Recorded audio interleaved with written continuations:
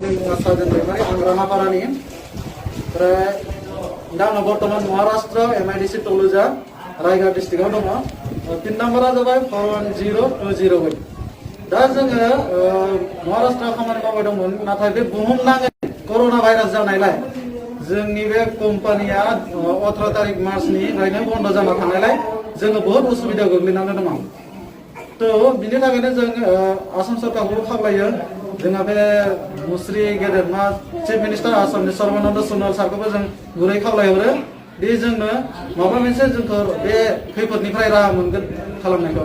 आरो लोगोसे बे हेल्थ मिनिस्टार जोंहा डक्टर हेमन्त बिश्व शर्माखौ आं गुरै खावलायो जे जोंखौ बे खैफोदनिफ्राय जेरैबाबो जोंखौ बे खैफोदनिफ्राय ट्रेन हगारहरो, लोगोसे ट्रेन हगारनानैबो हायाबा जोंखौ जानायनि थानायनि माबा मोनसे बेबस्था खालामनानै होयो।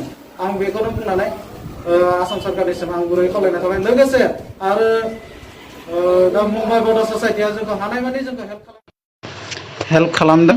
लोगोसे बिसोरबो मुम्बाइ बड' ससाइटिया हेल्प खालामनायनि गेजेरजों मा जानो नांगौ बायदि जोंनो थानाय जानाय सुबिदाफोरखौ होफैनो हाजोबाखै, थेवब्लाबो जेसां हायो इसोरबो नाजादों आरो नाजागासिनो आरो खबर लाफा गेजेर गेजेर बिसोरो खबरखौ लागासिनोबो दङ। ओंखायनो जोङो बे भिडिअनि गेजेरजों आसाम नाङै बा बुहुम नाङै बे कर'ना भाइरासनि थाखाय जेरावबो थांनो हायैलाय जोङो लामाफोराव थांबाबो दान्दाजों बुजानांगौ जायो पुलिसफोरजों बा पाब्लिकफोरजोंबो होसोजायो जों लकेल गांवलाफोरजों। ओंखायनो जों बे भिडिअनि गेजेरजों BTC सरकार जा गेदेरमा मुस्रि हाग्रामा महिलारि सारखौ ओंखायनो जोंखौ बे खैफोदनिफ्राय बा बे जोंनि बे थासारि गाज्रि थासारिनि अबस्थानिफ्राय जोंखौ रैखा खालामो जेन। आरो जेन'खाबाबो जोंखौ फैसाजों नङाबाबो रेसन हरनायनि माबा मोनसे राहा खालामोदां, बेखौ बुंनानै आं आसाम सरकारनिसिम आरो BTC सरकारनिसिम आं बेखौनो बुंनानै दोनथ'नाय जाबाय। गोजोन्थों। गोजोननाय थाबाय बोसोर गोदानजों लोब्बा लानानै दिनैनि बे बम्बे जायगायाव जोङो दङ तलजा MIDC फेक्टरियाव जोङो मावगासिनो दङ। थेवब्लाबो जों मोनसे कर'ना भाइरास जानानै जोङो दा इन्डास्ट्रि फेक्टरियाव मावनो मोनाखै। दा जोङो बहुद प्रब्लेमाव दङ। बेनिखायनो दा जोङो दा आसाम गभर्नमेन्टनिफ्राय गासैबो जाग्रा मुवा एसेसो मोननाय जादोंमोन, बेजों मा जानो। दा जोङो आसाम सरकार BTR-निफ्राय जोङो रिकुवेस्ट खालामो सर्बानन्द महिलारि बिथांमोना जिथुनाखि BTR-नि समस्या मानसिफोरखौ बम्बेआव जिथुनाखि इन्डास्ट्रि बाहायनो आउटआव थाग्रा मानसिफोरखौ हेफाजाब हरनो हायो, जोङो बेखौनो गोजोननाय मोनगोन। दा जोङो मा खालामदों, कम्पानि फेक्टरियावबो खामानि मावनो मोनाखै, जोङो बहुद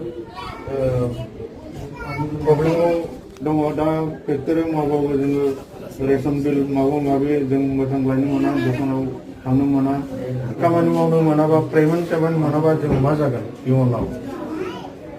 दा जोङो दा आरो लकडाउना बारायनानै थाबाय मे 3 दान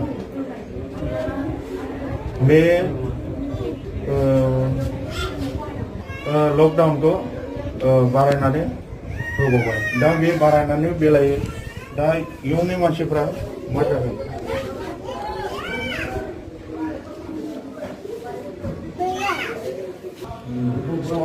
मुम्बाइ